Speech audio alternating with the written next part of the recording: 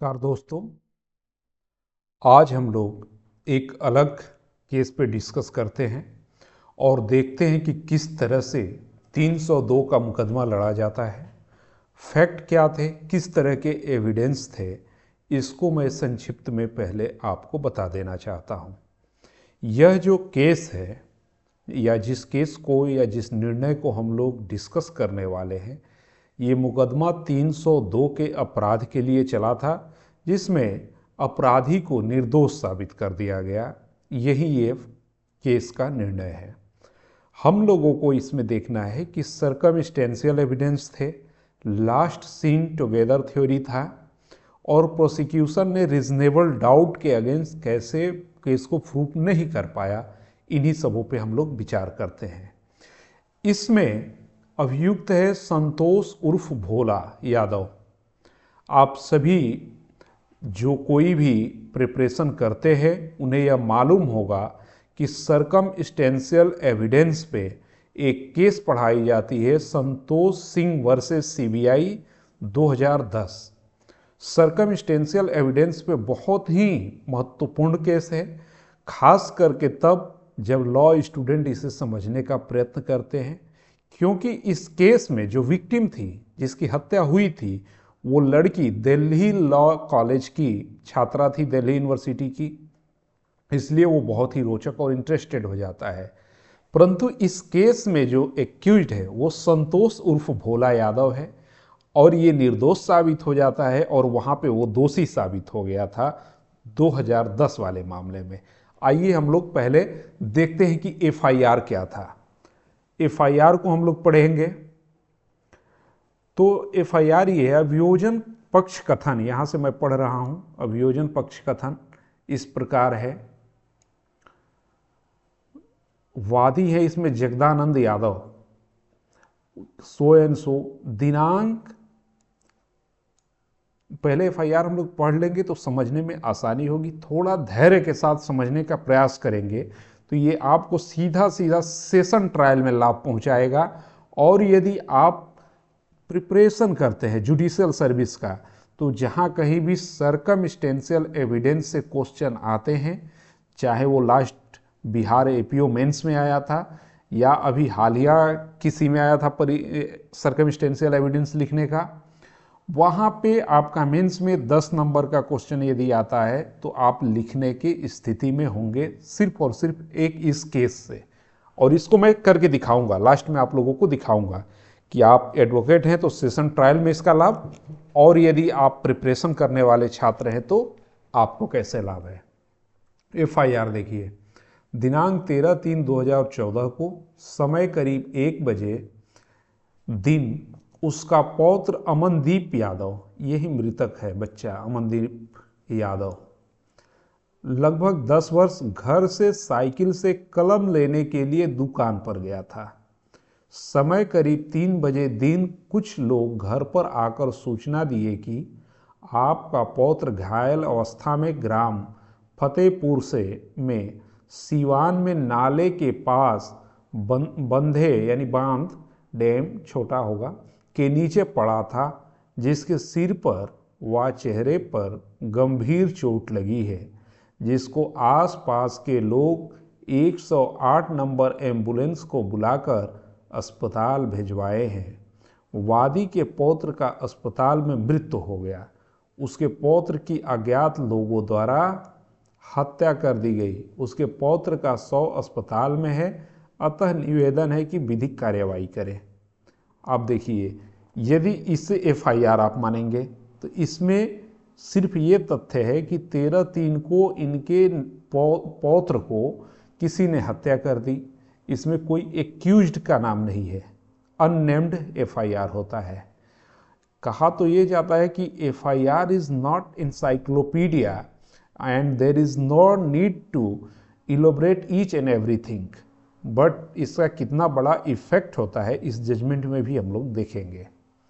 कोई named accused नहीं है। इसके बाद तहरीर को दर्ज कर लिया जाता है, इसी पे चलता है मुकदमा। चलने के बाद से हम लोग आ जाते हैं कि ये मेन फैक्ट था इसके बाद से आप आइए कि अभियोजन यानी प्रोसिक्यूशन ने कौन सा गवाह लाया था। देखिए तो धारा 302 के लिए मुकदमा चला संतोष भोला पे, और संतोष भोला का नाम जो बच्चे के पिता थे वो आए इसके बाद से प्रकाश में आया था। फिर हम लोग इस पे देखेंगे अभियोजन साक्षी 1 है, जो ये जगतानंद मृतक के दादा है, इन्होंने तहरीर दी थी। ये हरिनंद पिता हैं। हम लोग उनकी माता अभियोजन साक्षी 6 पे बहस के लिए टारगेट करेंगे। मृतक की मां मुन्नी देवी हैं, और एक आनंद है, सुमन गिरधारी, आनंद यादव। इन दोनों पे हम लोग फोकस करेंगे। इन दोनों के बयान के कॉन्ट्राडिक्शन से केस पूरा छूट गया, आप देखेंगे अभी इसी में। फिर राकेश डॉक्टर हैं, ये अभियोजन साक्षी 13 डॉक्टर है, और 14 में ये इन्वेस्टिगेटिंग ऑफिसर है। 14 लोग कुल प्रोसिक्यूशन केस में गवाह हैं। साक्षी का मतलब गवाह आप समझते होंगे। और देखिए अभियोजन की ओर से प्रस्तुत अभिलेखीय साक्ष्य की सूची प्रदर्श, जिसे एग्जिबिट कहते हैं, एग्जिबिट पढ़ता है। मूल तहरीर पे एग्जिबिट 1 पढ़ा, तो किस साक्षी ने उसको प्रूव किया, तो PW1 ने किया। ठीक, एग्जिबिट उस दस्तावेज को कहा जाता है कि जो कोई, जैसे मूल तहरीर आपने लिख के दिया, लिखने के बाद आपको शो किया जाएगा कि यही तहरीर आपने दिया था, साइन आप ही के है, तो आप कहेंगे कि हाँ ये मेरा ही साइन है, मैंने ही लिख के दिया, तो उस पर एग्जिबिट पड़ता है। तो एग्जिबिट कैसे पड़ेगा, तो प्रदर्श जैसे यहाँ लिख दिया गया Q1, फिर किसने प्रूफ किया, तो उसके नीचे लिख देंगे यहीं पे PW1। ऐसे बॉक्स जैसा बना करके रेड पेन से देखेंगे, ऐसे बॉक्स बना रहेगा सारे डॉक्यूमेंट पे ऐसे। अब एक लाइन में यहाँ लिखा गया एग्जिबिट प्रदर्श Q1, डेट, किस विटनेस ने इसको प्रूफ किया, PW1 2, तो ये लिख देंगे। बस यही प्रदर्श होता है। प्रदर्श कैसे याद रहते हैं, तो उसी समय फ्लैग लगा दिया जाता है, जहाँ प्रदर्श पड़ा यहाँ फ्लैग लग गया, इस पे लिख दिया गया कि ये प्रदर्श Q1 है। तब दूसरा कोई डॉक्यूमेंट आ रहा है उसको दूसरा करेगा, तो प्रदर्श 2 पड़ जाएगा। जैसे प्रदर्श 2 प्रथम सूचना रिपोर्ट, FIR ये है, तहरीर ये, FIR उसके पिता के बाद औपचारिक स्वीकार किया गया। जो लिखा होगा कार्बन प्रति GD एंट्री हुआ होगा उस तहरीर का, तो जो GD का लेखक होगा वो किया होगा इसको प्रूफ, प्रदर्श 3 किया होगा। फर्द, कब्जा, खून आलूदा, ये लोग हैं। 100 विच्छेदन आख्या प्रदर्श 6 पड़ा है, यानी पोस्टमार्टम PMR जो होता है उस पर। नक्शा नजरी IO बनाया होगा जो PW14 है। ये 100 विच्छेद आख्या जिसको PMR कहते हैं, पोस्टमार्टम रिपोर्ट, उसको डॉक्टर ही प्रूफ करेगा, तो डॉक्टर करते हैं। सबसे बड़ी कड़ी है और कठिन है डॉक्टर को एग्जामिन करना, चीफ भी क्रॉस भी दोनों। चार्जशीट IO भेजता है, पंचायतनामा IO बनाता है, और 5 पंचानन होते हैं, वो भी इसको कर सकते हैं, IO भी कर सकता है। पुलिस प्रपत्र, फोटो लाश IO खिंचवाता है, पहचान करता है। ये देखिए एक प्रदर्श फील्ड यूनिट, ये भी बहुत महत्वपूर्ण है। विधि विज्ञान प्रयोगशाला की रिपोर्ट, ये फील्ड यूनिट को भेजा जाता है, या फील्ड यूनिट की टीम आती है, या विधि विज्ञान को कुछ भेजा जाता है जांच के लिए, IO भेजता है। और जो रिपोर्ट आती है चार्जशीट लग जाने के बाद ही लगभग आती है, तो वो देखेंगे कि सारा ऐसे CD लिखा रहेगा केस में। CD मतलब केस डायरी, और इसके लिए एक अलग से जो आता है SCD लिखा रहता है, SCD लिखा रहेगा 1 रिपोर्ट के ऊपर। तो आप सब्सिक्वेंट CD एक पर्चा कट जाता है SCD के नाम से, जिसमें रिपोर्ट रहता है।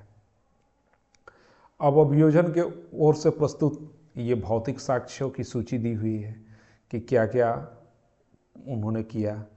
इस तरह से ये भी आपके काम के हैं, एग्जाम में तो नहीं इसका काम पड़ेगा, इसका ज़्यादा काम प्रैक्टिस में पड़ता है। APO के एग्जाम में पूछ लिया जाता है प्रदर्श एग्जिबिट का क्या मतलब है, PW1 PW2 D, इस सब का पूछ लिया जाता है कभी कभी, ज़्यादा नहीं। फिर इन सब होने के बाद हम आते हैं और देखते हैं अभियोजन की ओर से पैरा नंबर 10 पढ़िए। गवाहों के अतिरिक्त कोई अन्य परीक्षित नहीं कराया गया, अतः अभियोजन साक्ष्य समाप्त किया गया। इतने पे अभियोजन खत्म। अब अभियोजन के बाद क्या होता है, जब सेशन ट्रायल आप पढ़ेंगे तो 226 से शुरू जो हो रहा है, इसमें जब अभियोजन का साक्ष्य समाप्त होता है तो 313 में अभियुक्त का बयान होता है कि आप पे ये एलिगेशन है, आपको क्या कहना है। वो लिखित होता है, फिजिकल नहीं होता है। क्वेश्चन लिख लिख के दे दिया जाएगा, नीचे इतना स्पेस रहेगा, ऐसे क्वेश्चन हो गया, ऐसे क्वेश्चन, इस तरह से आप इसको करेंगे। फिर आइए बचाव साक्ष्य के तरफ से दो आ रहे हैं गवाह, DW1 साक्षी 1, इसको D1 कहते हैं, डिफेंस विटनेस, DW कहेंगे इसको, डिफेंस विटनेस ये बनते हैं, जो भी आते हैं ये डिफेंस विटनेस बन जाते हैं, इसलिए इनको DW कहते हैं।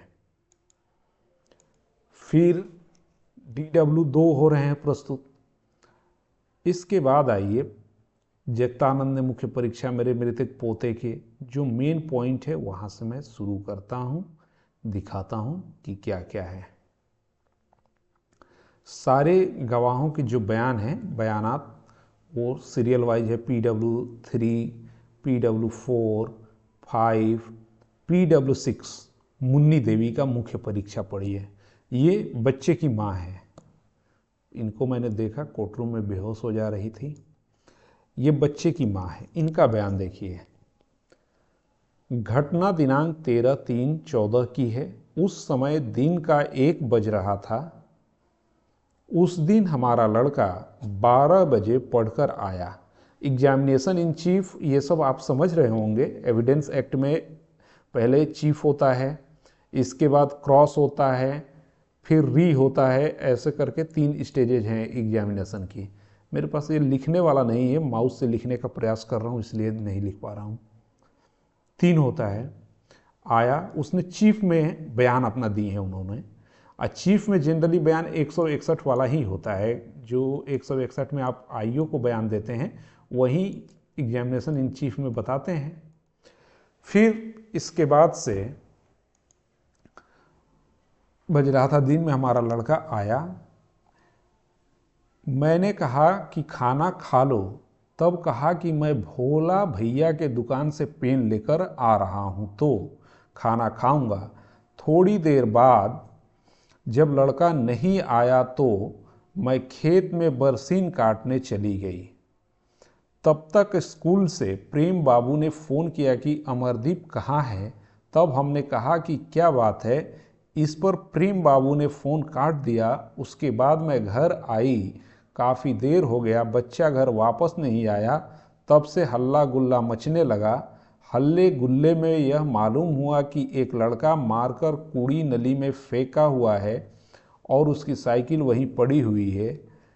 तब मैं घबरा गई। घबराकर मैं परिवार वालों को जानकारी दिया। तब मैं कूड़ी के मोड़ पर जो धर्मकांटा है उस पर गई। वहाँ मुझे जानकारी मिली कि एम्बुलेंस आई थी और लड़के को प्रज्ञा हॉस्पिटल ले गई। तब मैं प्रज्ञा हॉस्पिटल पहुंची तो सब लोग कहे कि लड़का मारा गया है। जब मैं, देखिए सब लोग ने कहा, इन्होंने डायरेक्ट देखा नहीं, अब सब हेयर से चल रहा है। देखा तो मारा गया था। वह लड़का मेरा था। लड़का देखने में सुंदर था। भोला मेरे लड़के के सिर, गाल एवं चूतर पर हाथ रखता था और कहता था कि तुम बहुत सुंदर हो। टॉफ़ी देते थे, चाय पिलाते थे और पैसा नहीं लेते थे। कहते थे कि तुम बहुत सुंदर लड़के हो। भोला ये एक्यूज्ड है, चाय दे रहा है, टॉफ़ी दे रहा है और ये उसके हिप पे हाथ रख रहा है। लड़का है उसके हिप पे, एक्यूज्ड। अस्पताल से घर आई तो सब, इसको आप याद रखिएगा, ये जो अंडरलाइन वाला इतना दूर का है इसको याद रखना है, क्योंकि यही बताएगा मोटिव के बारे में। जो मैं हाईलाइट किया हूं और बोल रहा हूं, थोड़ा थोड़ा ध्यान देंगे तो समझ में तुरंत आ जाएगा। अब देखिए, एक ये बच्चे की मां हो गई मुन्नी देवी, दूसरा एक है आनंद यादव। ये है, इसके स्टेटमेंट को आप पढ़िए। इसके बाद क्रॉस में मैं दिखाऊंगा कि कहां से मिस्टेक होना शुरू हुआ है। मुख्य परीक्षा में कथन किया, मैं अपने नाना जगतानंद के घर पर रहकर पढ़ाई करता हूँ, बलदेव इंटर कॉलेज इतना मैं पढ़ता हूँ। देखिए अब 13 तारीख को क्या हो रहा है, 13/3/14 को घर पर मैं खाना खाकर पड़ा हुआ था। अमनदीप 12 बजे के करीब पढ़ के लौटा। मामी ने कहा कि खाना खा लो। इतना तो स्टेटमेंट मुन्नी देवी का समर्थित कर रहा है। मामी ने कहा, उन्होंने कहा कि खाना खा लो, मना कर दिया। घर पर 1 घंटा रहा होगा। अमरदीप ने मम्मी मुन्नी देवी से कहा कि मैं पेन लेने जा रहा हूँ। वो साइकिल लिया और चला गया। कहा कि भैया मैं टॉफ़ी लाऊं, फिर मैं पढ़ने लगा। उसके बाद मेरी मामी बरसीन लेकर आई, वो बरसीन काटने गई थी। जब मामी चारा लेकर लौटी तो पूछी कि अमरदीप अभी आया कि नहीं, तो मैंने कहा कि अभी नहीं लौटा है। उसके बाद मैं अमनदीप को देखने के लिए भोला की दुकान पर गया, क्योंकि वहाँ पर कलम टॉफ़ी वगैरह मिलती है। क्योंकि भोला अमनदीप को बिना पैसे लिए टॉफ़ी देता था, इसीलिए अमनदीप भोला की दुकान पर जाता था। जब मैं भोला की दुकान पर गया तो अमनदीप दिखाई नहीं दिया। तो मैंने वहाँ पर 1-2 लोगों से पूछा, कुछ नहीं बताया। भोला भी दुकान पर नहीं बैठा था। आप देखिए, भोला भी दुकान पर नहीं बैठा था।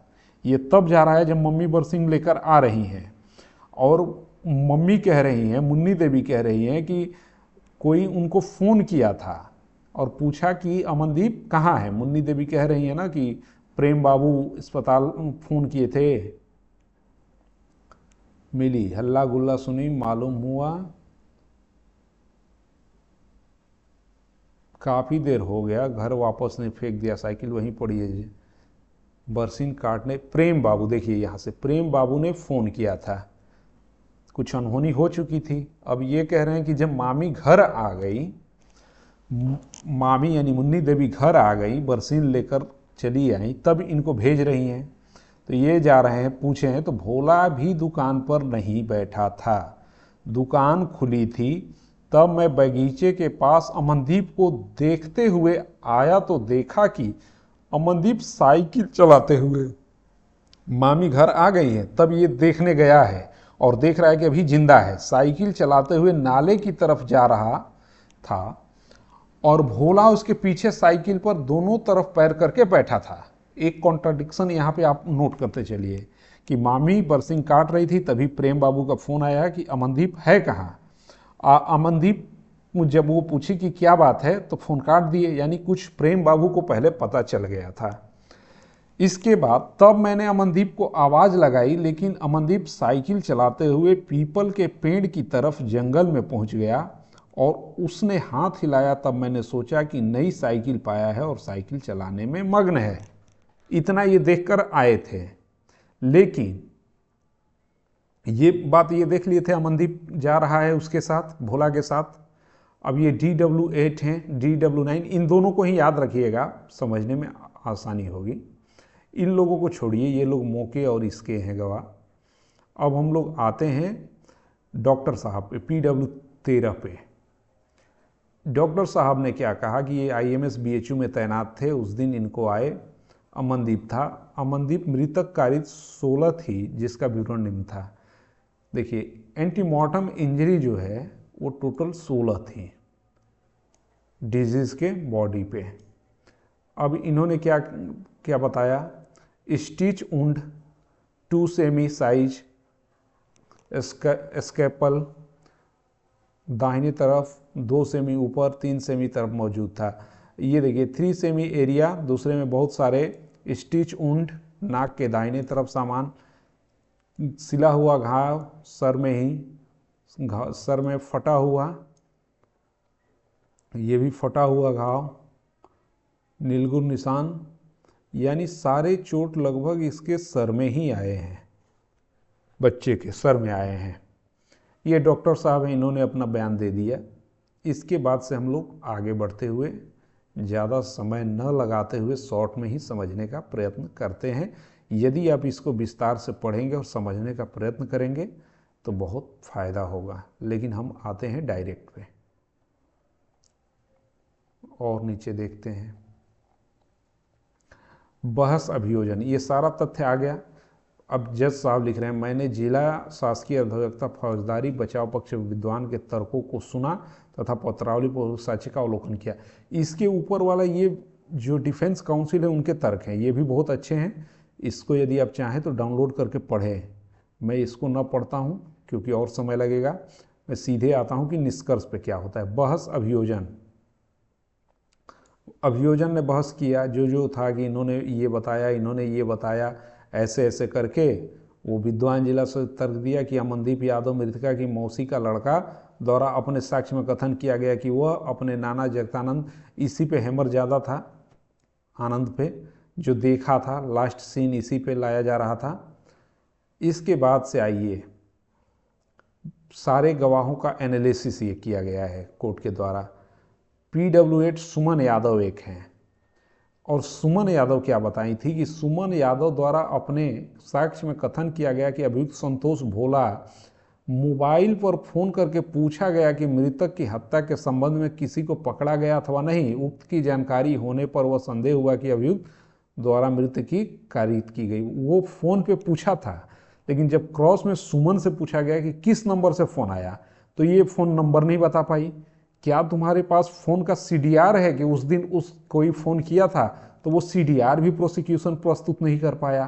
तो इनका ये पूरा स्टेटमेंट ही फॉल्स चला गया, सुमन यादव का।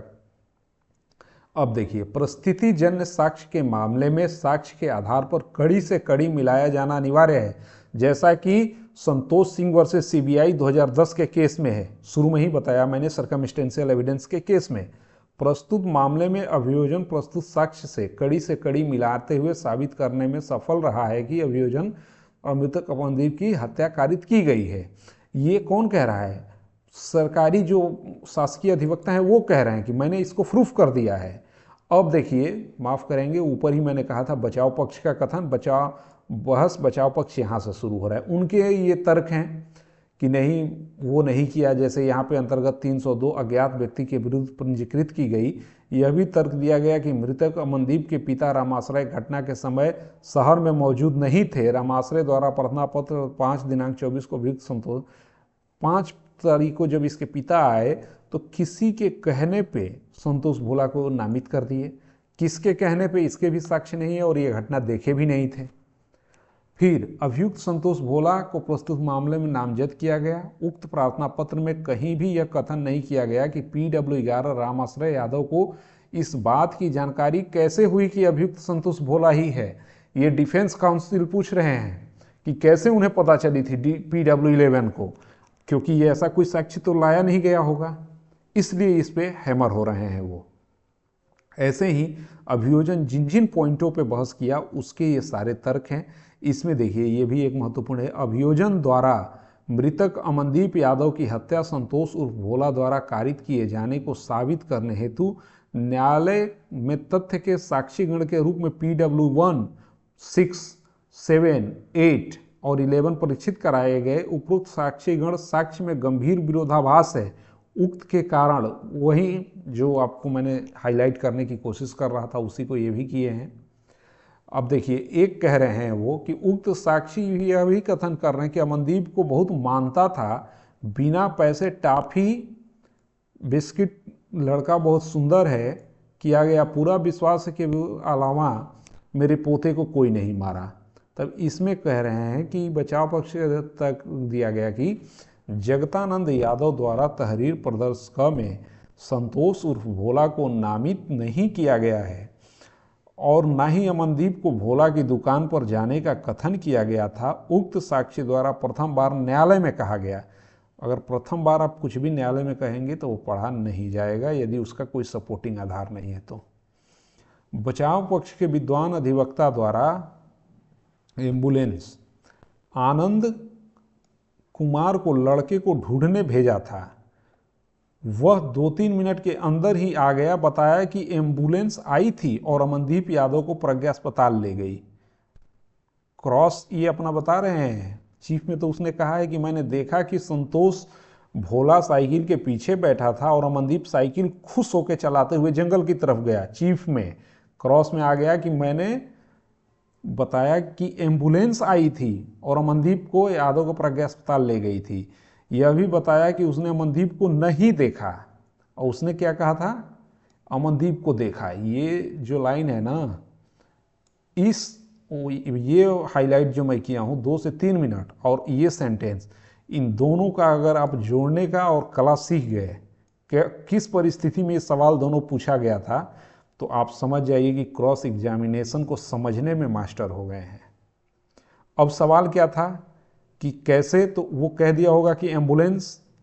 तो क्या तुमने अमनदीप को देखा, तो वो कहा कि एम्बुलेंस देखा था, अमनदीप को तो देखा नहीं था।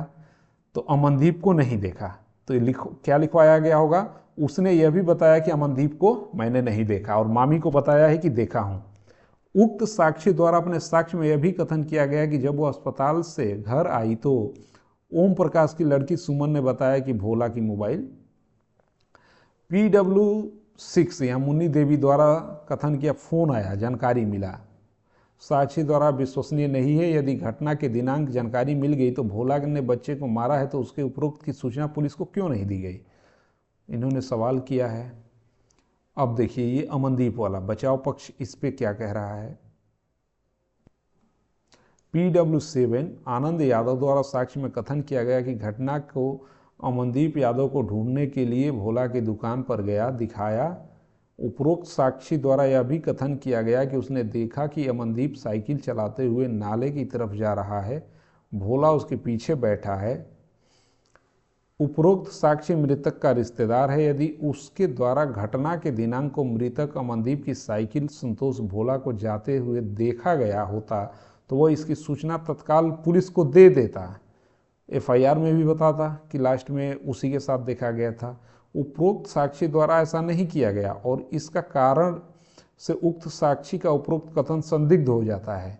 बचाव पक्ष के विद्वान अधिवक्ता द्वारा यह भी कहा गया कि PW7 साक्ष्य में कथन किया कि आनंद यादव ने उसे बताया कि जब वो अमनदीप को ढूंढने गया तो उसे अमनदीप को नहीं देखा, उसने देखा था, लेकिन मुन्नी देवी ने बताया कि अमनदीप ने कहा कि आनंद ने कहा कि मैंने अमनदीप को नहीं देखा, जो शुरू में ही आप लोगों को मैं दिखा चुका हूँ।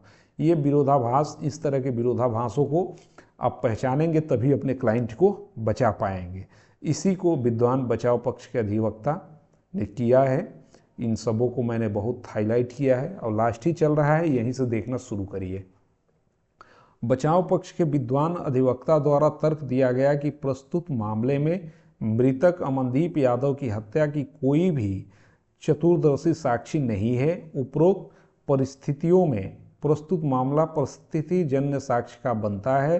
सर्कमस्टेंशियल एविडेंस में अंतिम बार देखे जाने का साक्ष्य महत्वपूर्ण कड़ी होता है। लास्ट सीन टुगेदर, तो वही एक बच्चा था जो देखा था कि वो अमनदीप एक्यूज्ड के साथ साइकिल पे जा रहा है, लेकिन वो कोलिब्रेट नहीं हो रहा है कहीं से कि कैसे जा रहा है, कहाँ जा रहा है। तो इसलिए आगे और इनमें देखते हैं हम लोग। अगली कड़ी में मुन्नी देवी द्वारा अपने साक्ष्य में कथन किया गया कि आनंद यादव जब अमनदीप को ढूंढने गया तो उसने वहां से आकर बताया कि उसने अमनदीप को नहीं देखा। मुन्नी देवी ने अपने क्रॉस में कहा कि उसने नहीं बताया था, यही से थोड़ा गड़बड़ हो गया। अगर वो बताई होती कि हाँ उसने बताया था तो एक और कोलाब्रेशन मिलता, तो हो सकता है कि इसमें कन्विक्शन हो जाती। कुछ कहा तो नहीं जा सकता है कि विद्वान न्यायाधीश क्या करते, लेकिन हमें जहाँ तक लग रहा है यही दो बड़ी खामियां हैं। मुन्नी देवी, याद करिए, माँ है बच्चे की। जब वो खेत से चारा लेके आई तो आनंद को ढूंढने के लिए भेजी थी। आनंद गया तो देखा था कि भोला के साथ अमनदीप मृतक बच्चा साइकिल पे जा रहा था एक्यूज्ड के साथ, पर ये बात आके वो मुन्नी देवी को नहीं बताया। मुन्नी देवी बच्चे की माँ है, तो उसी को हाईलाइट किया गया है डिफेंस काउंसिल द्वारा। अब निष्कर्ष क्या निकल रहा है, विद्वान न्यायाधीश दोनों पक्षों को सुन लिए, निष्कर्ष अब क्या निकाल रहे हैं इस पे आइए। सारा ये तो तर्क वितर्क को लिख लिए, इसके बाद से आइए। न्यायालय द्वारा अब यह देखा जाना समयचीन होगा कि अमनदीप यादव की मृत्यु का कारण क्या था, मतलब बच्चा मरा कैसे, डिजीज मरा कैसे। तो इसमें डॉक्टर की पूरा आ जाता है रोल। डॉक्टर ने बताया कि 16 चोटों से मरा, यानी सामान्य मृत्यु तो थी नहीं, मृत्यु हुई किसी की। फिर इसमें जो तर्क है वो डॉक्टर के आधार पे है। अब देखिए दूसरा पॉइंट क्या है न्यायालय के सम्मुख। न्यायालय द्वारा अब यह देखा जाना है कि मृतक अमनदीप यादव की हत्या अभियुक्त द्वारा किया गया या नहीं, यही मेन पॉइंट है। तो इस पे इन्होंने सभी तथ्यों को देखा। इसके बाद से आ रहे हैं कंक्लूडिंग पार्ट पे कि परिस्थिति जन साक्ष्य के आधार पर अभियुक्त गण की दोष सिद्धि कब हो सकती है, क्योंकि डायरेक्ट एविडेंस तो है नहीं, किसी ने देखा नहीं था, सारे सर्कमस्टेंशियल एविडेंस है। तो ये क्वेश्चन आप देखिए जो मेंस लिखेंगे उनके लिए है। अब यहाँ से परिस्थिति जन साक्ष्य कब हो सकती है, यह सिद्धांत माननीय उच्चतम न्यायालय की विधि व्यवस्था अनिल कुमार बनाम बिहार राज्य में प्रतिपादित किया गया है। उपरोक्त विधि व्यवस्था के अनुसार परिस्थिति जन्य साक्ष्य के आधार पर दोष सिद्ध करने के लिए यह आवश्यक है कि दोषी ठहराने वाली परिस्थितियों की प्रत्येक कड़ी स्पष्ट रूप से विश्वसनीय एवं सुसंगत साक्ष्य से साबित होनी चाहिए एवं इस प्रकार साबित परिस्थितियों में से निश्चित रूप से घटना की श्रृंखला निर्मित होनी चाहिए कि जिससे अभियुक्त को दोष सिद्ध करने के अतिरिक्त अन्य कोई निष्कर्ष न निकलता हो और ऐसी परिस्थितियों से अभियुक्त को दोष सिद्धि के अतिरिक्त अन्य परिकल्पना के स्पष्टीकरण की गुंजाइश न हो।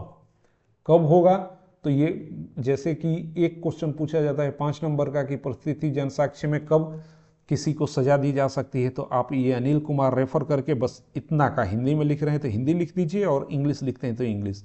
5 में से आपको 3.5-4 नंबर मिलना ही है। अब देखिए और यदि बड़ा क्वेश्चन है तो उसमें कैसे हो रहा है। परिस्थिति जन ये विद्वान न्यायाधीश का मत है, दोनों पक्षों के सुनने के बाद अब निर्णय की तरफ हम लोग बढ़ रहे हैं, वो अपना तर्क प्रस्तुत कर रहे हैं।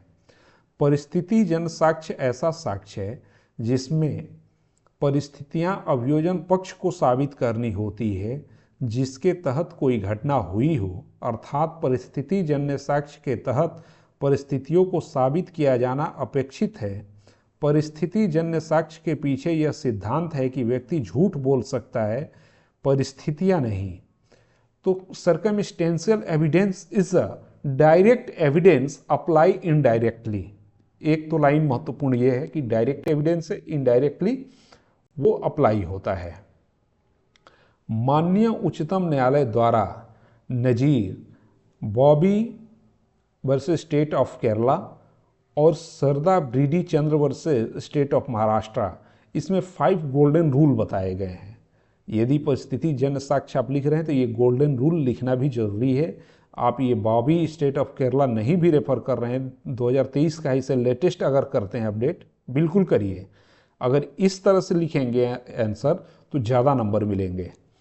बॉबी बनाम state of Kerala 2023 live law SC supreme court 50 और ये सरदा ब्रीडी चंद्र, दोनों में इसमें मेन सरदा ब्रीडी चंद्र में ही 5 गोल्डन रूल का प्रतिपादन किया गया था जिसका अवलंबन इसमें बॉबी स्टेट ऑफ केरला 2023 में लिया गया होगा। कितना मस्त लिखा गया है ये जजमेंट का पोर्शन। परिस्थिति जन्य साक्ष्य पर आधारित मामले में विधि संबंधी 5 स्वामी, जिसे गोल्डन रूल कहते हैं, प्रतिपादित किए गए हैं जिसको दृष्टिगत रखते हुए। तो वो 5 सिद्धांत क्या हैं? परिस्थितियां जिसमें दोषिता का निष्कर्ष स्थापित किया जाना है उनका पूर्णतः स्थापित होना आवश्यक है। इस प्रकार स्थापित किए गए तथ्य परिस्थितियां केवल अभियुक्त की दोषिता की परिकल्पना ही स्पष्टीकृत करते हों, अर्थात वे अभियुक्त के दोषी होने की परिकल्पना के अतिरिक्त किसी अन्य परिकल्पना को स्पष्टीकृत न करते हों। परिस्थिति निश्चायक, प्राकृतिक एवं अभिमत की होनी चाहिए। वह परिस्थिति जिसको साबित किया जाना है के अतिरिक्त प्रत्येक संभावना को अपवर्तित करती हो।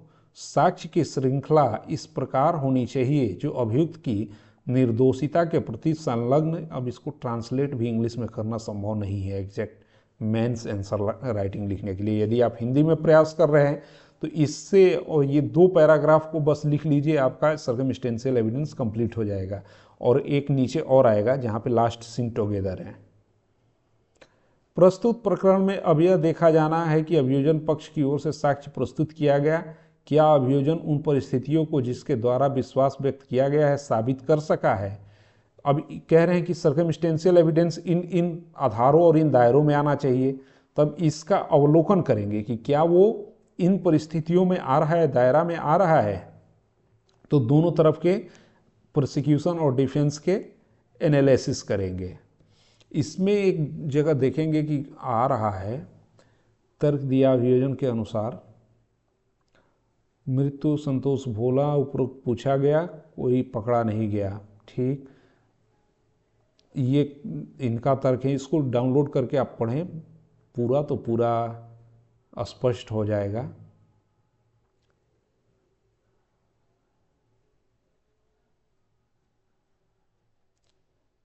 PW 7, 8 सबको अवलोकित किया जा रहा है। बचाव पक्ष के अधिवक्ता का तर्क, सारे तर्कों को सुनने के बाद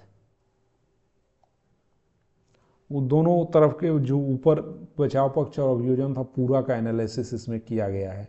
अब आइए सीधे 19 नंबर पैरा पे। परिस्थितिजन्य साक्ष्य के मामले में हेतुक एक महत्वपूर्ण होता है। अब मोटिव क्या है? मोटिव किसी भी अपराध का एक इंग्रेडिएंट है कि किस मोटिव से उस अपराध को कारित किया गया। तो आप सभी लोग इसमें जो प्रोसिक्यूशन मोटिव बताना चाह रहा है वो परिस्थितिजन्य साक्ष्य समझ गए, उस साक्ष्य को कैसे प्रूफ किया जाता है कोर्ट में इसको आप समझ गए, और उसमें डिफेंस क्या बचाव पक्ष अपना तर्क दिया उसको ऊपर मैंने शॉर्ट में पढ़ा, आप विस्तार से पढ़ें। अब इसमें देखिए कि परिस्थितिजन्य साक्ष्य के मामले में मोटिव का होना बहुत जरूरी है। यदि कोई भी आई विटनेस किसी घटना का है तो उसमें मोटिव उतना महत्वपूर्ण नहीं रहता जितना इसमें हो। तो मोटिव में प्रोसिक्यूशन की तरफ से ये कहा जा रहा है कि एक्यूज्ड की एक दुकान थी जो मृतक बच्चे के गाल, हाथ और उसके हिप पे हाथ फेरता था। इसका मतलब यह हुआ कि वो उसके साथ होमोसेक्सुअल अननेचुरल सेक्स इस्टेब्लिश करना चाहता था। तो क्या मृत्यु से पहले ऐसा वो किया था?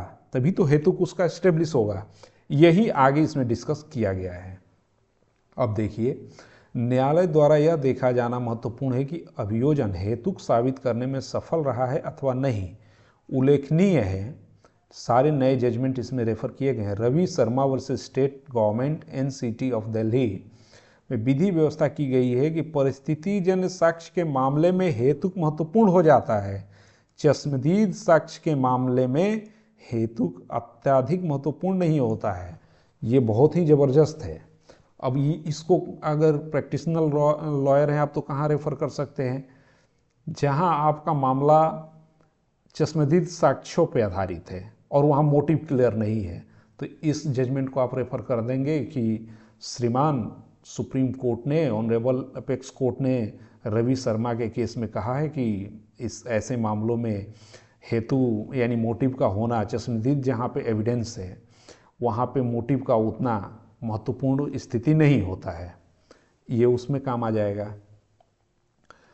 अब मम्मी पेन लेकर भोला की दुकान से साक्षी की यह कथन किया गया, भोला मेरे लड़के के पैसा लेते, तुम बहुत सुंदर हो। देखो देखिए यहीं पे जा रहा है कि हेतु मोटिव का किया जा रहा है। तो मां मुख्य परीक्षा में अभियोजन के अनुसार अभियुक्त संतोष भोला मृतक अमनदीप के शरीर पर हाथ लगाता था और उसे मुफ्त में टॉफी वगैरह देता था। अभियोजन के अनुसार अभियुक्त संतोष उर्फ भोला मृतक के साथ अप्राकृतिक यौन संबंध बनाना चाहता था।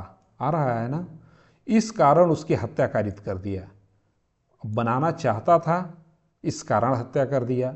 तब यहाँ पे तो दो बातें होंगी, बना नहीं पाया इसलिए हत्या कर दिया, बना लिया इसलिए हत्या कर दिया, दोनों बातें होंगी।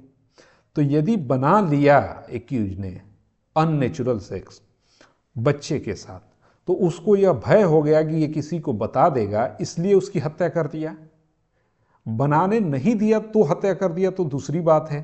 तो यदि बनाया है तो उसके PMR यानी पोस्टमार्टम रिपोर्ट में तो आएगा कि बच्चे के साथ अप्राकृतिक संभोग किया गया है। तो उस पर देखते हैं कि उस पर विद्वान न्यायाधीश किधर ले जा रहे हैं। तो PW 13 डॉक्टर साहब जो हैं, पोस्टमार्टम करने वाले डॉक्टर हैं, आख्या साबित किया गया है। उपरोक्त आख्या में कहीं भी यह उल्लेख नहीं किया गया है कि मृतक के साथ अप्राकृतिक यौन संबंध बनाया गया था या बनाने का प्रयास किया गया था। उपरोक्त साक्षी के साक्ष्य से यह भी तथ्य का उल्लेख नहीं आया है कि मृतक के शव विच्छेदन से यह प्रकाश में आया कि मृतक के साथ बनाया गया या बनाने का प्रयास किया गया। विधि विज्ञान प्रयोगशाला की आख्या 12 में भी इस संबंध में कोई कथन नहीं किया गया। यानी जो प्रोसिक्यूशन ने मोटिव कहा तो मोटिव तो विफल हो गया। अब मोटिव सर्कमस्टेंशियल एविडेंस में आवश्यक है तो वो आवश्यकता ही खत्म, तो सर्कमस्टेंशियल ही एविडेंस ही पूरा खत्म, कड़ी से कड़ी मिल नहीं रही है। अब बच रहा है लास्ट सीन जो आनंद ने देखा था, उस पे आइए हम लोग देखते हैं। उपरोक्त विवेचन से स्पष्ट है कि अभियोजन निम्नलिखित परिस्थितियां साबित करने में असफल रहा है। क्या? पहला, घटना के दिन मृतक अमनदीप का घर से कलम लेने के लिए संतोष भोला के ही दुकान पे जाना, क्योंकि कोई देखा नहीं था। अभियुक्त संतोष भोला मृतक अमनदीप की हत्या करने का हेतु खोना, मोटिव भी असफल होगा। अभियुक्त संतोष उर्फ भोला का अमनदीप की मृत्यु से कुछ समय पूर्व मृतक के साथ अंतिम बार लास्ट सीन पे भी हम लोग आएंगे, उसका नीचे जरूर वर्णन होगा। एक ने देखा था, आनंद ने देखा था, लेकिन वो आके मामी को बोला कि मैंने मामी को बताया था, मामी ने कहा नहीं बताया था, वो भी कॉन्ट्राडिक्ट हो गया एक दूसरे से। प्रस्तुत मामले में, यहाँ से मैं पढ़ रहा हूँ, अभियोजन कथानक परिस्थिति जन्य साक्ष्य पर आधारित है। परिस्थिति जन्य साक्ष्य के मामले में परिस्थितियों की कड़ी इस तरह से जुड़ी होनी चाहिए कि केवल अभियुक्त की दोष सिद्धि ही संभव हो और किसी इसके अन्य कोई परिकल्पना नहीं की जा सके। ऐसी श्रृंखला निर्मित नहीं होती है, ऐसी श्रृंखला अभियोजन के साक्ष्य से निर्मित नहीं होती है जिससे यह युक्त संदेह से परे कहा जा सके कि अभियुक्त द्वारा अब यहाँ रीजनेबल डाउट क्रिएट हो जा रहा है। तो कैसे इसे मानेंगे? तो ये सब एविडेंस तो करता नहीं है पूरा। फिर लास्ट सीन एक बच रहा है,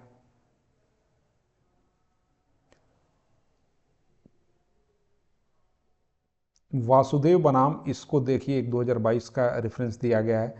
केस में युक्त संदेह से परे होना चाहिए, तो वही reasonable doubt, beyond reasonable doubt किसी भी अक्यूज्ड को किया जाता है। कन्विक्शन डाउट है तो उसका लाभ अपराधी को ही मिलेगा, इसीलिए डिफेंस काउंसिल उसमें डाउट क्रिएट करते हैं। लास्ट सीन पे भी एक टिप्पणी था, अभी मैंने लग रहा है उसे हाईलाइट नहीं किया हूँ, वो किस आधार पे लास्ट सीन ये वाला नहीं प्रूफ हुआ, इसी में कहीं दिया हुआ है, इसको ज़रूर आप डाउनलोड करके पढ़ें। और यदि कुछ इससे समझ में आता हो या समय बचाने के लिए मैं जल्दी करने के चक्कर में पढ़ता हूँ, स्पष्ट रूप से समझ नहीं आ पाता हो, तो कोई कमेंट करे या कुछ बताए तो इसमें सुधार किया जाए। इस प्रकार 100 नंबर देखिए, अभियोजन उपरोक्त साक्ष्य में विवेचना में निष्फल रहा। विरुद्ध आरोप धारा 302 युक्त संदेह से परे साबित करने में सफल रहा है। तदनुसार आरोपी दोष मुक्त किए जाने योग्य है। न्यायालय ने आदेश दे दिया कि अभियुक्त को 302 के अधीन लाए गए अपराधों से मुक्त किया जाता है। जमानत पर है, जो जमानत में बेल बॉन्ड होते हैं उनको निरस्त कर दिया गया, उनको जो श्योरिटी बेल बॉन्ड देने वाले व्यक्ति थे उनको भी डिस्चार्ज कर उन्मोचित कर दिया गया। अब इनको एक ये दे दिया गया कि अपील का समय जब तक है 37A में 50-50 हज़ार के 2 प्रतिभूत दें कि जैसे अपील हो जाए, अपील में कुछ और आए तो उनको लाया जा सके। इस प्रकार से परिस्थितिजन्य साक्ष्य में हम लोग देखने का प्रयास किए कि एक जो मुकदमा था Santosh Singh versus CBI circumstantial evidence, उससे संबंधित संतोष उर्फ भोला का केस कितना अलग था, उसमें उसको सजा मिला और इसमें नहीं मिला। ये जिला स्तर का फैसला है, ऑनरेबल सुप्रीम कोर्ट का नहीं है। हाई कोर्ट जाएगा, हाई कोर्ट में अपील में कुछ और हो सकता है, अपील के बाद हो सकता है सुप्रीम कोर्ट जाए तो कुछ और हो जाए। लेकिन जो कोई भी जिला स्तर पे अपनी प्रैक्टिस को करते हैं उनके लिए ये एक महत्वपूर्ण फैसला है। डिफेंस के जो लॉयर हैं, डिफेंस देखना चाहते हैं, क्योंकि अल्टीमेट गोल क्या होता है कि आप अपने क्लाइंट को बचा दें, उसको सजा ना होने दें, और खामियां आपको प्रोसिक्यूशन द्वारा तैयार किए गए साक्ष्यों में ही ढूंढनी होती है। तो इस तरह के निर्णय को पढ़ने से थोड़ा आप धारदार हो जाएंगे, जो आपकी जानकारी है और उसमें वृद्धि ही होगी। तो मित्रों, इसमें यहीं तक, फिर कोई फैसला आता है तो उस पर आप लोगों के साथ डिस्कशन करूंगा। ये वाराणसी डिस्ट्रिक्ट कोर्ट का फैसला है।